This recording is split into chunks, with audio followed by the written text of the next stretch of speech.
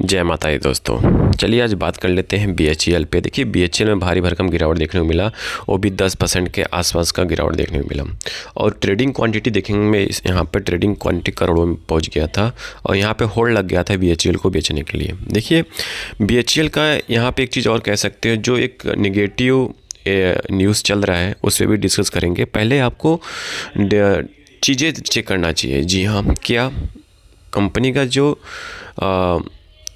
P ratio है वो देखेंगे, यहाँ पे ज़बरदस्त बढ़ता हुआ दिखाई दे रहा है। 145 के आसपास ट्रेड कर रहा है।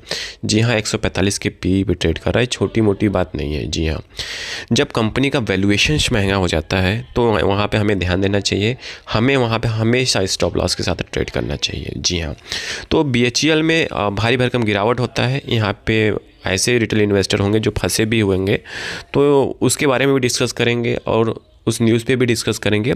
इस वीडियो कंटिन्यू करने से पहले हम आपको बता दूं, कहीं आप हमारे पुराना वीडियोस नहीं देखें, मतलब आज के पुराना वीडियोस आपने चेकआउट नहीं किया है, स्टॉक मार्केट न्यूज़ के बारे में आपने चेकआउट नहीं किया है, तो वो वीडियो आपको ज़रूर चेकआउट करना चाहिए, क्योंकि वहाँ पर हम शेयर मार्केट से रिलेटेड सारी इन्फॉर्मेशन को शेयर करते हैं, जहाँ पर आपको कुछ ना कुछ सीखने को ज़रूर मिलता है।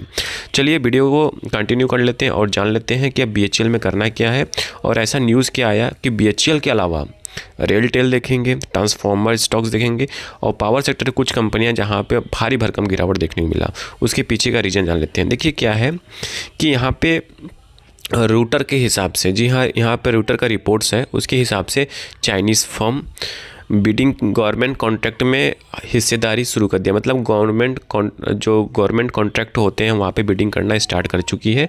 5 साल के लिए बैन था, फिर बैन हटा उसके ऊपर और फिर से चाइनीज़ फर्म जो था वो फिर से एंटर कर चुका है। जी हाँ, उस कंपनी का नाम है कॉप्स। जी हाँ, अब वो कंपनी एंटर कर चुकी है। तो कंपनियां क्या कर रही हैं, जितने भी इंडियन कंपनियां हैं वो एज ए कंपटीटर सोच रही है कि कंपटीशन मार्केट में हो गया है। तो यहाँ पे जो कंपनियों को सरकारी गवर्नमेंट की जितनी कंपनियां कॉन्ट्रैक्ट भर भर के मिल रहा था, तो वहाँ पे में भी इश्यूज आ सकता है। इसके वजह से यहाँ पे सेलिंग प्रेशर देखने को मिला, खास करके रेलटेल और बीएचईएल में। तो यहाँ पे मेन कंपटीशंस का था और कुछ था नहीं। और दूसरी बात है, कंपनी के जो शेयर्स थे हायर वैल्यूएशन पे ट्रेड कर रहे थे, तो कंपनी को क्या होता है, स्टॉक को बहाना चाहिए होता है गिरने के लिए। जी हाँ, तो यहाँ पे मेन जो रीज़न माना जा रहा है कि जो कंपटीटर, जो चाइनीज़ कंपटीटर है वो मार्केट में आ चुकी है और बिडिंग में पार्टिसिपेट करने लगी। जितने भी गवर्नमेंट कॉन्ट्रैक्ट हैं वो उसमें पार्टिसिपेट करने लगी हैं। इसके वजह से यहाँ पे क्या कहते हैं, सेलिंग प्रेशर देखने को मिला। जितने भी पावर सेक्टर के कह सकते हो और जितने भी आप रेल सेक्टर हैं वहाँ पे चीज़ें देखने को मिला। देखिए ना यहाँ पर क्या लिखा है, Indian rail power and railway sector में ये चीज़ें देखने को मिला।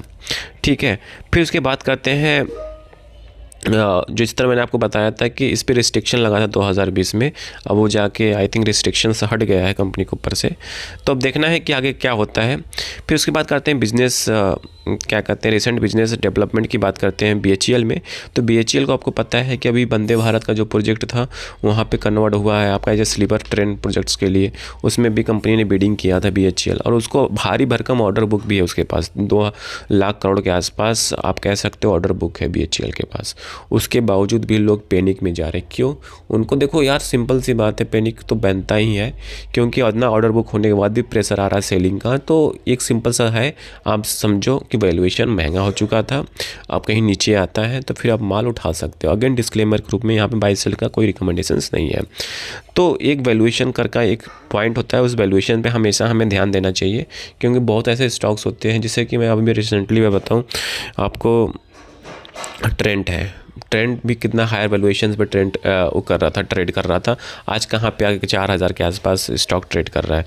तो कह सकते हो कि जहाँ वैल्यूएशन हाई होगा और वैल्यूएशन हाई होने के बाद कंपनी का स्टॉक क्या कुर्सोली आप कह सकते हो ट्रेड करता है। थोड़ा सा भी नेगेटिव पॉइंट आएगा तो 15-20% क्रैश होना ही होना है।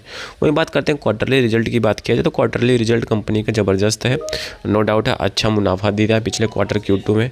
ठीक है, तो आने वाले टाइम में इसमें और अच्छा खासा दे सकता है। ठीक है, फिर उसके बाद करते हैं पी रेशियो की बात करें तो यहाँ पे पी रेशियो जो है कंपनी का, जो जैसे मैंने बताया कि वैल्यूएशन वाइज महंगा था। ठीक है, अब वैल्यूएशन वाइज महंगा है तो यहाँ पे मे बी जब वैल्यूएशन वाइज सस्ता होगा तब आप वहाँ पे एंटर करेंगे तो यहाँ पे मुनाफा हो सकता है। और EPS की बात किया जाए तो EPS 1.91 के आसपास है, ठीक है। और डिविडेंड यील्ड देखेंगे 0.18% के आसपास है। अब प्रमोटर होल्डिंग 63.17 का है, जो अपने आप में बहुत ज़बरदस्त है।